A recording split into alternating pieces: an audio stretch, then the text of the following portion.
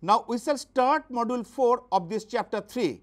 Here we shall discuss on some important and fundamental lemma on nonlinear spaces. Also, we shall show a theorem which is related to a completeness property of a nonlinear space in a finite dimensional nonlinear space. Also, we shall state and prove a very important lemma called the Ries lemma. Also, we shall show a result with a connection between compactness in a finite dimensional nonlinear space. Now, we shall discuss on module 4 of this chapter 3.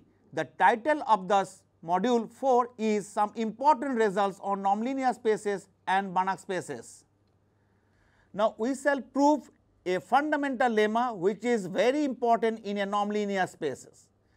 Let capital X be a nonlinear space over a field of scalars capital F, and let x1, x2 ... xn be a set of n numbers of linearly independent vectors in capital X.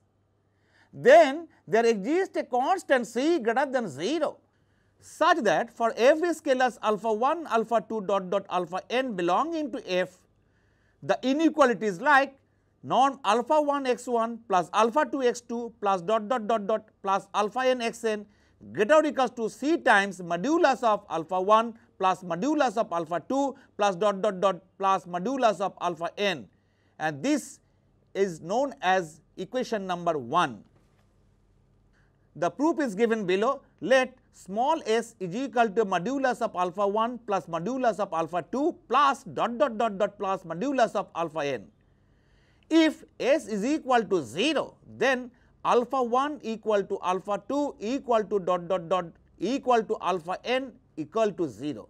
So, equation 1 is true. We therefore assume that small s is greater than 0. Put beta j equal to alpha j by s, and this is meaningful because s is strictly positive and j runs from 1 to up to n. So, sigma j equal to 1 to n modulus of beta j is equal to 1, and then equation 1 is transformed into norm of beta 1 x1 plus beta 2 x2 plus ... plus beta n xn is greater or equals to c, and this is equation number 2. So, it is sufficient to prove the existence of a number c greater than 0 such that the inequality 2 is true for any set of scalars beta 1, beta 2 ... beta n with sigma j equal to 1 to n modulus of beta j is equal to 1. If possible, let 2 is not true, that is, we shall prove it by the method of contradiction. So, there exists a sequence yn where ym is taken as beta 1 m x1 plus beta 2 m x2 plus ... plus beta n m xn with the condition sigma j equal to 1 to n modulus of beta j m is equal to 1, where m is equal to 1, 2 ... such that norm of ym tends to 0 as m tends to infinity. Since sigma j equal to 1 to n modulus of beta j to the power m is equal to 1 for m is equal to 1, 2 ... we have modulus of beta j to the power m is always less or equals to 1 for j equal to 1, 2 and so on up to n, and m is equal to 1, 2 and so on. Hence, for each fixed j equal to 1, 2 up to n, the sequence beta j m is equal to beta j 1, beta j 2, beta j k, is bounded. So, by Bolzano-Weierstrass theorem, beta 1 m, that is sequence beta 1 m has a subsequence converging to beta 1 say, and let sequence y1, m denote corresponding subsequence of sequence ym. By the same argument, sequence y1m has a subsequence y2m say, for which corresponding subsequence of scalars beta 2m converging to beta 2 say. This process is continued till we reach at the nth stage. At the nth stage, we obtain a subsequence, that is sequence ynm, which is equal to sequence yn1, yn2, ynk, of ym, whose terms are of the form yn, m is equal to sigma j equal to 1 to n delta jm xj, where sigma j equal to 1 to n modulus of delta jm is equal to 1, with delta jm goes to beta j as m tends to infinity. As m tends to infinity, we have yn, m goes to j equal to 1 to n beta j xj, and which is equal to y, say, where sigma j equal to 1 to n modulus of beta j is equal to 1. This implies that not all beta j can be 0 simultaneously, because x1, x2, xn are linearly independent. As a consequence, it follows that y is not equal to 0 vector, that is, y is not equal to theta. Now, yn, m goes to y implies norm of yn, m goes to norm of y as m tends to infinity. As yn, m is a subsequence of ym, that is sequence ym, and norm of ym tends to 0 as m tends to infinity, it follows that norm of yn, m tends to 0 as m tends to infinity, and so norm of y is equal to 0, which implies that y is equal to 0 vector, that is, y equal to theta, a contradiction to the fact that y is not equal to 0 vector, and hence 2 is true, that is, the equation number 2 is true, and consequently equation number 1 holds. We shall now prove a theorem, that is, every finite dimensional nonlinear space is complete. The proof looks like this. Let capital X be a finite dimensional nonlinear space over a field of scalars capital F, and let dimension of X is equal to n, that is, n numbers of linearly independent vectors in X. Let E1, E2, En be a basis for X. Let Ym be a Cauchy sequence in X, and let Ym is equal to alpha 1 m E1 plus alpha 2 m E2 plus plus alpha nm En.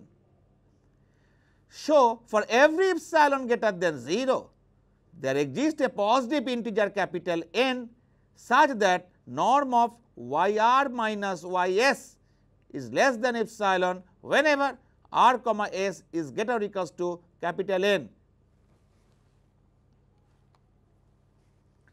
So, by the above lemma, there exists a c greater than 0, that is, there exists a real number which is positive, that is c, such that epsilon is greater than norm of yr minus ys is equal to norm sigma j equal to 1 to n alpha jr minus alpha js into Ej, which is greater or equals to c times sigma j equal to 1 to n modulus of alpha jr minus alpha js. Hence, modulus of alpha jr minus alpha js is less or equals to sigma j equal to 1 to n modulus of alpha jr minus alpha js, which is less than epsilon by c, and which implies that each of n sequences, that is sequence alpha jm, is equal to alpha j1 comma alpha j2 comma alpha jk comma where j is equal to 1 comma 2 comma n is Cauchy in capital F. F is the field of scalars, and hence converges to alpha j, say j equal to 1 to up to n. Let y is equal to alpha 1 E1 plus alpha 2 E2 plus plus alpha n En. Then we see that y is an element of capital X, that is, y belongs to X.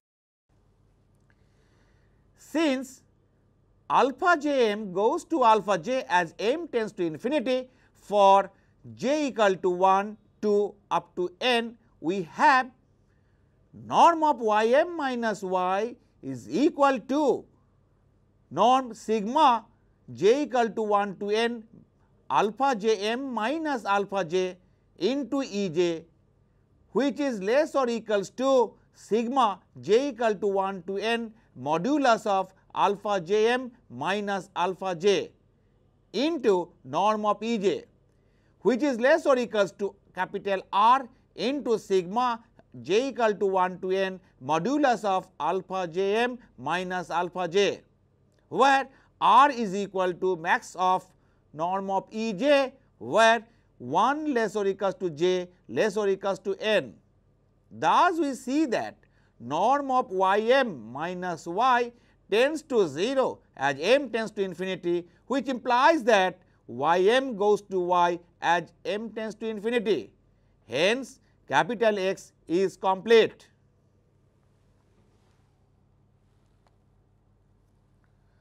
So, we have a corollary that every finite dimensional nonlinear space is closed.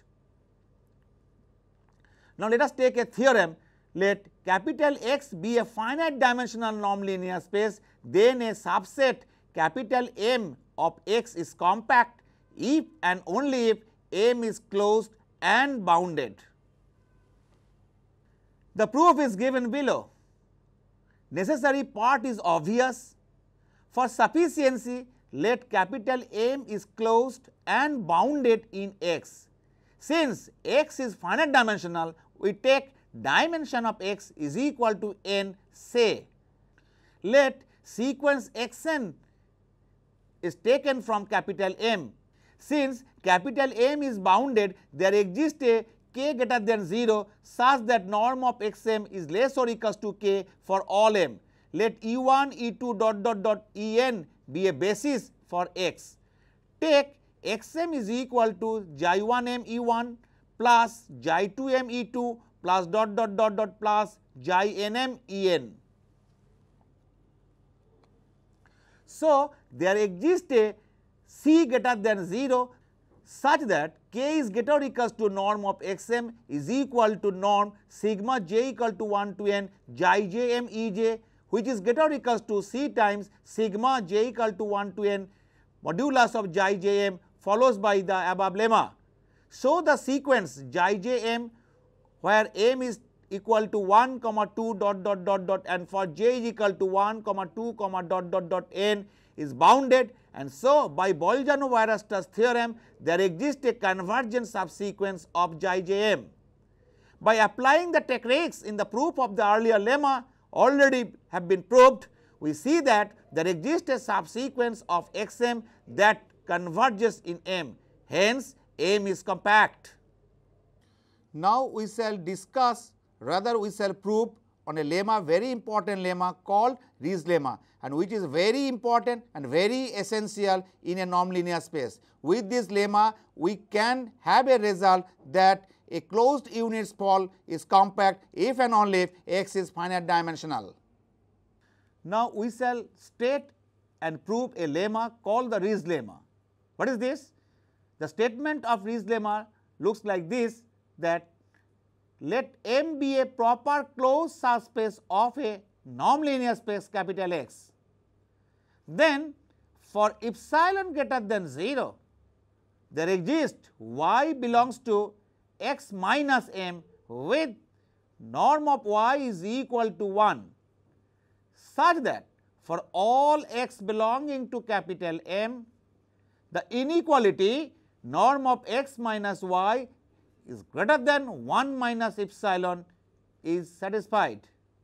Proof is given below.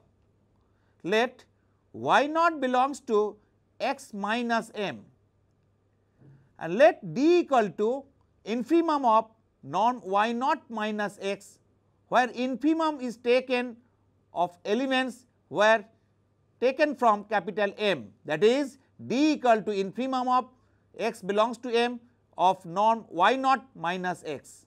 Clearly, d is greater than 0. if eta greater than 0 is chosen such that eta by d plus eta is less than epsilon. So, there exists x naught belongs to capital M such that d is less or equals to norm of y naught minus x naught, which is again less than d plus eta, and this is equation number 3.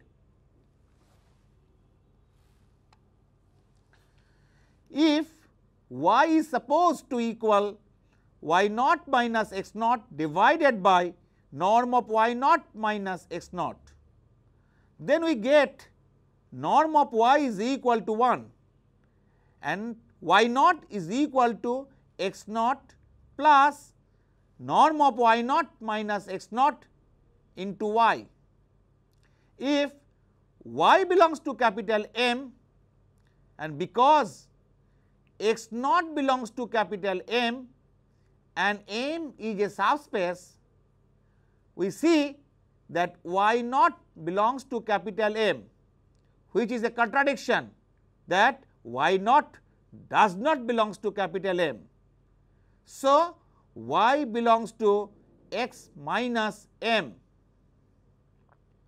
Now, for x belongs to capital M, we have by calculation norm of y minus x is equal to norm y naught minus x naught divided by norm y naught minus x naught minus x is equal to 1 by norm of y naught minus x naught into norm of y naught minus x naught minus x into norm of y naught minus x naught, which is again equal to 1 by norm of y naught minus x naught into norm of y naught minus x dashed, where x dashed equal to x naught plus norm y naught minus x naught into x, which belongs to capital M,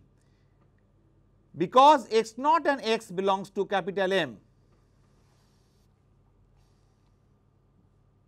Therefore, norm y minus x greater than 1 by d plus eta into norm of y naught minus x dashed, and it is obtained by equation number 3, which is greater or equals to d by d plus eta by assumption of d is equal to 1 by eta by d plus eta, which is again greater than 1 minus epsilon, and this proves the lemma.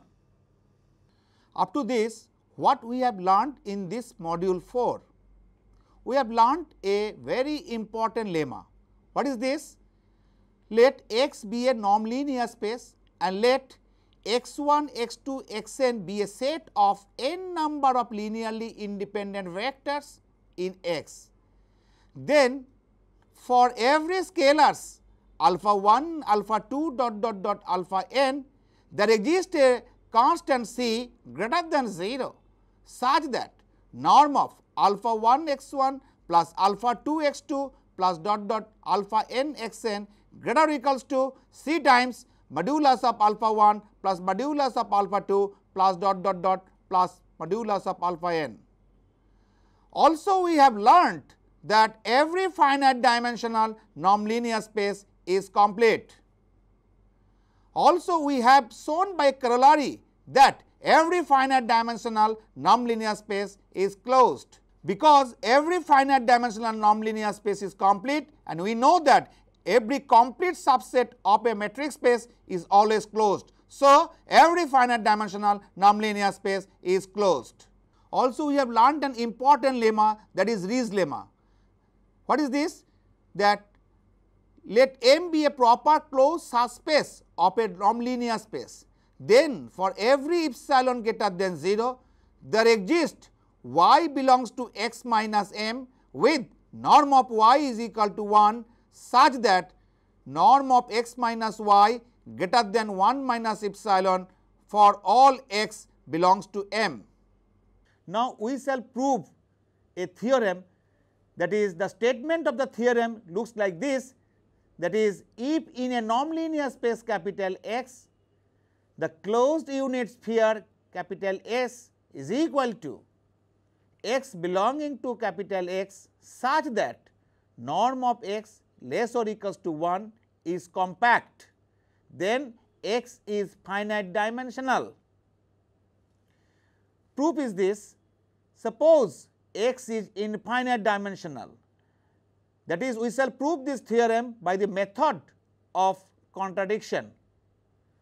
Let x1 be an arbitrary element of capital X such that norm of x1 is equal to 1, and let capital M1 be the subspace of X generated by x1. Thus, M1 is a proper subspace of X because capital X is infinite dimensional.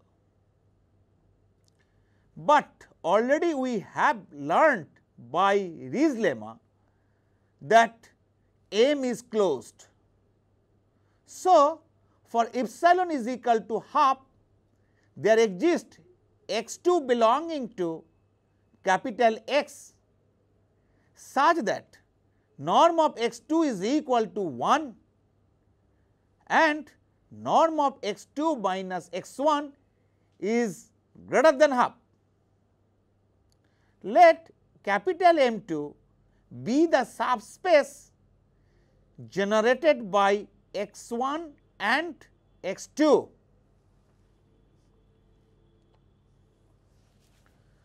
By arguing in the same manner as we discussed, we get a proper subset capital M2 of capital X, which is again closed. Hence, there exists x3 belonging to capital X such that norm of x3 is equal to 1 and norm of x3 minus x1 is greater than half and norm of x3 minus x2 greater than half. Continuing in this way, we obtain an infinite sequence xn of elements taken from X with norm of xn equal to 1, that is, xn belonging to capital S. What is capital S?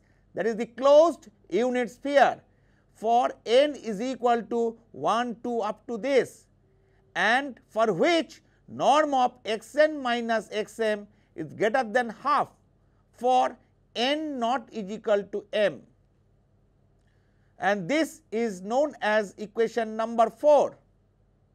By 4, we see that the sequence xn cannot have a convergent subsequence, which contradicts the fact that S is compact, because we have assumed that S is compact. Hence, X is finite dimensional. Thus, with the results as discussed in module 4 of this chapter, we can also prove the results that are given by me. Let X be a nonlinear space, then X will be a Banach space if and only if the set X belonging to capital X such that norm of x1 is complete. Let us take another result, that if X be the set of all continuous function over the closed interval 0, 1, and if we define the norm of x is equal to integration 0 to 1 modulus of xt dt, then it can be proved that X is a nonlinear space, but is not a Banach space. Also, we can prove a result that a Banach space X is finite dimensional if and only if every subspace of it is closed. So, with this we now end this module 4 of this chapter 3.